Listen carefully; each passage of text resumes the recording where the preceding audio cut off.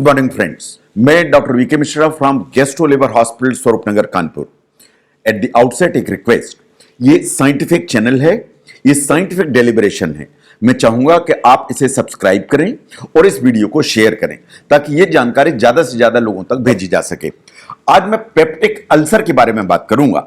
जो peptic ulcer है, it's a very common problem. आज मैं पेप्टिक अल्सर इन जनरल के बारे में बात करूंगा।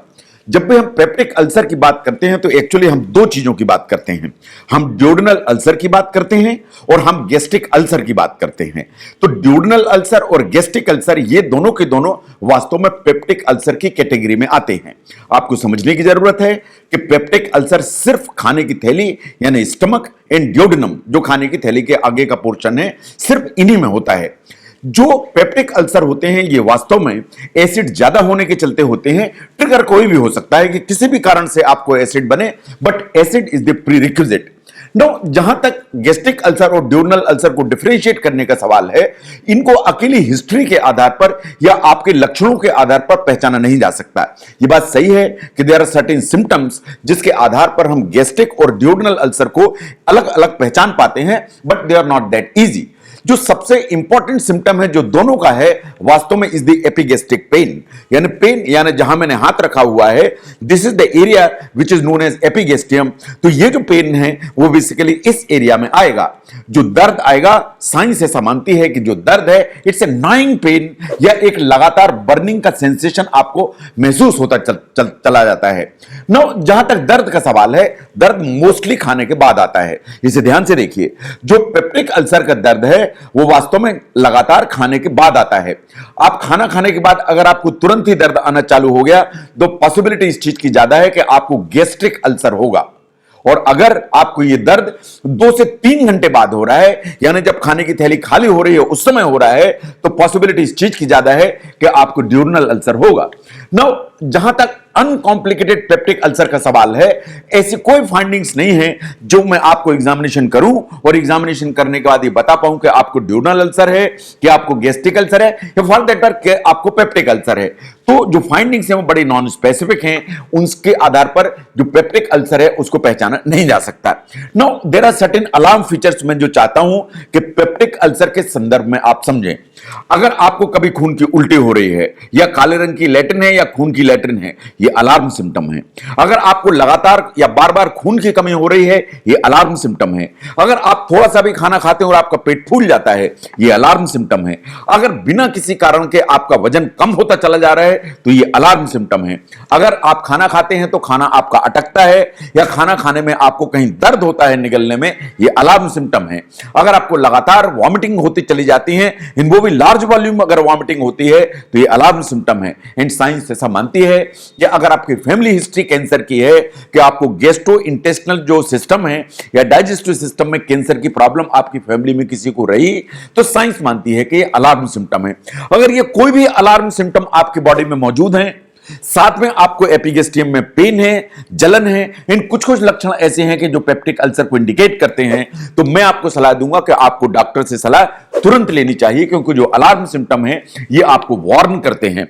नो, पेप्टिक अल्सर का एक कॉम्प्लिकेशन है which is known as perforation, जिसमें पेप्टिक अल्सर वास्तव में आपकी जो खाने की थैली या ड्यूडेनम है उसमें छेद कर देता है, या होल कर देता है, या सुराख कर देता है। इसे कहते हैं परफोरेशन। नॉर्मली हम ऐसा भी कहते हैं कि आपका जो अल्सर है वो बर्स्ट हो गया, या जो अल्सर बर्स्ट हो गया तो आपकी वास्तव में जो खाने की थैली है या ड्यूडेनम में जहां पे अल्सर था वहां पे छोटा सा छेद हो जाता है। ये बहुत बड़ी इमरजेंसी है। नो, जो इमरजेंसी है इसमें आपको तुरंत ही डॉक्टर की जरूरत है। नाउ, अगर मुझे आइडेंटिफाई करना है कि आपको अनकॉम्प्लिकेटेड पेप्टिक अल्सर है क्या, तो क्या कोई लैब में ऐसे टेस्ट हैं जिससे पता लगेगा? क्या अगर मैं ब्लड टेस्ट कराऊं तो पता लगेगा? ऐसा कोई ब्लड टेस्ट नहीं है। ऐसा कोई भी जो ना ब्लड टेस्ट नहीं है जिससे यह पता लगे कि आपको अल्सर की बीमारी है। अल्सर की बीमारी सिर्फ 2 ही चीजों से पता लग सकती है, या तो आपकी कुछ रेडियोलॉजिकल टेस्ट कराए जाएं, जैसे आपके कुछ एक्सरे कराए जाएं। एक्सरे में पर्टिकुलरली अगर बेरियम का एक्सरे कराया जाए तो उससे अल्सर का पता लग सकता है। The second is the endoscopy. ऐसा माना जाता है कि जबकि एंडोस्कोपी ही वो टेस्ट है जो वास्तव में इसको कंफर्म करती है कि आपको अल्सर है या अल्सर नहीं है। साइंस ऐसा रिकमेंड करती है कि अगर आपको पेप्टिक अल्सर जैसी चीज है तो सभी पेशेंट्स में during the investigation Helicobacter pylori का जो इंफेक्शन है उसके लिए जरूर ही इन्वेस्टिगेट कराया जाना चाहिए। नाउ जहां तक हेलिकोबैक्टर पाइलोरी के सवाल है, इसको टेस्ट करने के हमारे सामने बहुत सारे तरीके हैं। नंबर 1, हम एंडोस्कोपी करते हैं तो आपकी खाने की थैली या एंट्रम में से कुछ टुकड़े जांच के लिए निकाल लेते हैं और फिर रैपिड यूरियस टेस्ट कराते हैं जैसा आपको फोटोग्राफ में दिखाई दे रहा है। या हम बिना एंडोस्कोपी के भी इसे कंफर्म कर सकते हैं, लेट्रिन की जांच करा के उसमें वास्तव में फीकल एंटीजन टेस्ट कर सकते हैं या एक ब्लड टेस्ट कर सकते हैं जिसमें हम आपकी एंटीबॉडी टेस्ट करा लेते हैं कि आपको कहीं हेलिकोबैक्टर का कोई इंफेक्शन तो नहीं है। यह बात इसलिए है क्योंकि helicobacter is one of the most common reason जिसके चलते पेप्टिक अल्सर होता है। नाउ एंडोस्कोपी क्यों इंपॉर्टेंट है? साइंस ऐसा मानती है कि it is the preferred diagnostic test, इसे गोल्ड स्टैंडर्ड माना जाता है इन द सेंस कि अगर आप एंडोस्कोपी करते हैं तो आप अल्सर को पहचानते हैं, नंबर 1, आप इसकी लोकेशन आइडेंटिफाई करते हैं, नंबर 2, इसकी आप साइज एंड शेप आइडेंटिफाई करते हैं, नंबर 3, आप इसकी डेप्थ आइडेंटिफाई करते हैं कि ये कितना गहरा है, एंड नंबर 5 इज आप इसका कैरेक्टर जो ना आइडेंटिफाई करते हैं कि ये बिनाइन लग रहा है या देखने से ये मैलिग्नेंट लग रहा है। ये भी बात सही है कि अगर कोई कॉम्प्लिकेशन है, जैसे कि कहीं से ब्लीडिंग अगर हो रही है या अल्सर से ब्लीड कर रहा है, तो एंडोस्कोपी से आप आइडेंटिफाई कर सकते हैं कि ब्लीडिंग हो रही है कि नहीं, और अगर हो रही है तो what is the degree of bleeding.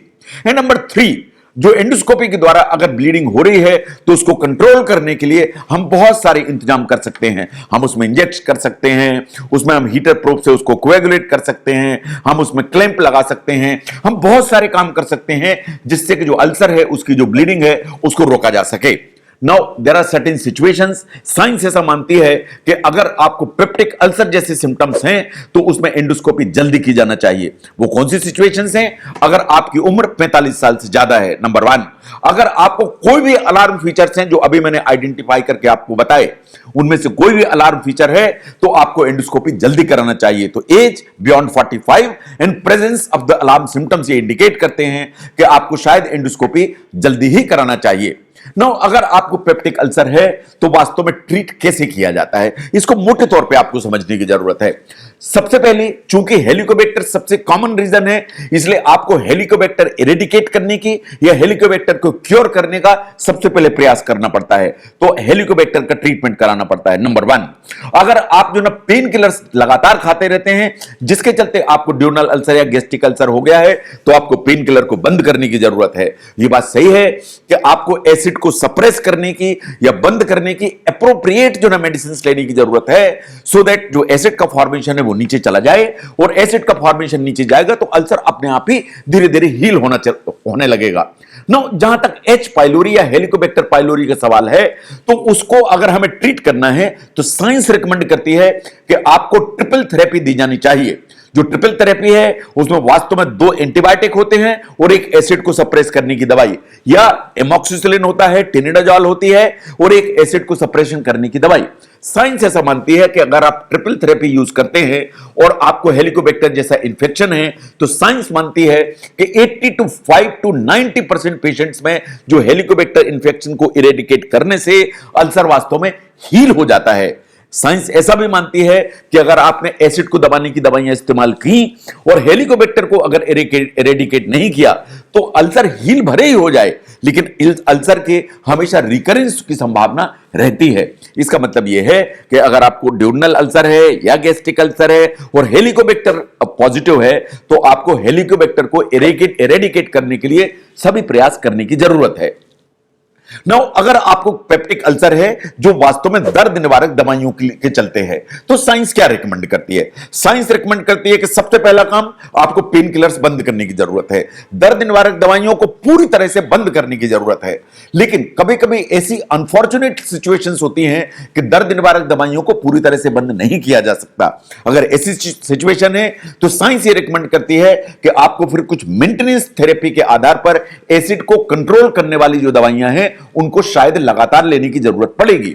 Science ऐसा भी रिकमेंड करती है कि किसी भी कारण से अगर आपको ऐसी सिचुएशन है कि पेन किलर्स लेने ही पड़ेंगे तो आपको पहले से ही प्रोफिलेक्टिकली कुछ दवाइयां लेनी चाहिए ताकि आपको अल्सर जैसी बीमारी डेवलप नहीं होने पाए। ये कौन सी दवाइयां हैं? नंबर 1 आते हैं प्रोटॉन पंप इनहिबिटर्स, जैसे ओमेप्रोजाल, रेबेप्रोजाल, पेंटेप्रोजाल, लेंसप्रोजाल, एसओमेप्रोजाल। ये पूरे के पूरे प्रोटॉन पंप इनहिबिटर्स हैं। ये वास्तव में हमारे एसिड को एडिक्वेटली सप्रेस करके रखते हैं और आपको अल्सर होने की जो संभावना है वो ना के बराबर हो जाती है। दूसरे जो ना कुछ मेडिसिन हैं जो कहलाती हैं प्रोस्टाग्लैंडिन एनालॉग्स। ये जो मेडिसिन है ये भी वास्तव में जो हीलिंग की जो प्रोसेस है उसको मेंटेन करके रखती हैं एंड पेप्टिक अल्सर होने की जो संभावना है वो वास्तव में कम हो जाती है। नो, कभी कभी ऐसा होता है कि आपको मेंटेनेंस थेरेपी की जरूरत पड़ती है कि आप एसिड की दवाई लेते हैं, आपके सिम्टम्स जो है ना पूरे ठीक हो जाते हैं, बट कभी ऐसा होता है कि सिम्टम्स बार बार रिकर होते हैं तो आपको मेंटेनेंस थेरेपी चाहिए। अगर मेंटेनेंस थेरेपी चाहिए particularly in the high risk patients, जैसे कि किसी को मान लीजिए खून की उल्टी हुई, ब्लीडिंग हुई, उसको ठीक किया गया तो उन्हें मेंटेनेंस थेरेपी की जरूरत पड़ती है। मेंटेनेंस थेरेपी कैसे होगी? या तो हम H2 ब्लॉकर देंगे। जो H2 ब्लॉकर है वास्तव में एसिड को कंट्रोल करने की दवाइयां हैं। H2 ब्लॉकर की श्रेणी में आती हैं रेनिटिडिन, फेमोटिडिन, है ना, इस तरह की दवाइयां आती हैं जो अवेलेबल होती हैं। या हम प्रोटॉन पंप इनहिबिटर्स यूज करते हैं, जैसा मैंने अभी बताया, ओमेप्रोजाल, लेंसप्रोजाल, रेबेप्रोजाल, है ना, दीज आर द मेडिकेशंस जो प्रोटॉन पंप की श्रेणी में आते हैं। साइंस ऐसा रिकमेंड करती है कि अगर आप मेंटेनेंस के लिए इन्हें यूज करते हैं तो ऑन एन एवरेज आपको 1 साल इन्हें यूज करना चाहिए।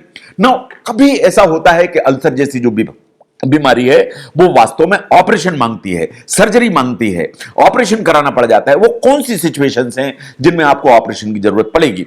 नो, अगर आपको खून की उल्टी हो रही है जो पेप्टिक अल्सर के चलते है, मैंने एंडोस्कोपी की एंड उस अल्सर की ब्लीडिंग को बंद करने की कोशिश की, लेकिन बहुत कोशिश करने के बावजूद भी आपकी जो ब्लीडिंग है वो कंट्रोल नहीं हो पा रही है, तो इस सिचुएशन में आपको ऑपरेशन की जरूरत है। सेकंड, कि आपकी जो ब्लीडिंग है वो एंडोस्कोपी से कंट्रोल तो हुई लेकिन बार बार रिकर हो रही है, कि आज कंट्रोल हुई, कल दोबारा हो जा रही, फिर एंडोस्कोपी से कंट्रोल की गई, फिर 2 दिन बाद दोबारा हो जा रही। अगर ये ब्लीडिंग बार बार रिकर करती है तो आपको शायद ऑपरेट कराने की जरूरत है। नंबर 3 जो सिचुएशन है इज द परफोरेशन। अगर अल्सर के चलते आपका जो खाने की थैली या ड्यूडेनम में सुराख हो गया है या छेद हो गया है या अल्सर जिसे कहते हैं बर्स्ट हो गया है, तो ये बिना ऑपरेशन के ठीक नहीं होगा, आपको जो है सर्जरी की जरूरत है। And the 4th situation is कि कभी कभी नॉन हीलिंग या क्रॉनिक जो ड्यूनल अल्सर है उससे खाने की थैली का जो आगे का रास्ता है या पैसेज है वो सिकुड़ जाता है, तो नैरो हो जाता है। अगर वो नैरो हो जाएगा तो आपको कंटिन्यूअसली वॉमिटिंग, नॉशिया, ये सब जो चीजें होती चली जाएंगी। तो साइंस ऐसा मानती है कि अगर आपको गैस्ट्रिक आउटलेट ऑब्स्ट्रक्शन डेवलप हो रहा है तो भी आपको ऑपरेशन की जरूरत है। तो ये जो ऑपरेशन की स्थिति पैदा होती है पेप्टिक अल्सर में, ये इन्हीं 4 सिचुएशंस में पैदा होती है जो शायद आपको ध्यान देने की जरूरत है। नो, ये क्वेश्चन हमेशा आपके मन में आता है, इन लोग ये पूछते हैं कि अरे अल्सर से तो कैंसर हो जाएगा, अगर आपको अल्सर है तो कैंसर जरूर हो जाएगा। लेकिन इसको आपको ध्यान से समझने की जरूरत है। जहां तक गैस्ट्रिक अल्सर का सवाल है, साइंस ऐसा मानती है कि गैस्ट्रिक अल्सर्स के बारे में कि इनमें जरूर ये रिस्क रहती है कि ये कहीं गैस्ट्रिक मैलिग्नेंसी में कन्वर्ट ना हो जाएं, या कि गैस्ट्रिक अल्सर है तो कहीं अंडरलाइंग मैलिग्नेंसी ना हो। तो जो गैस्ट्रिक अल्सर है उसके साथ गैस्ट्रिक कैंसर का जो एक रिस्क है दैट इज रियल।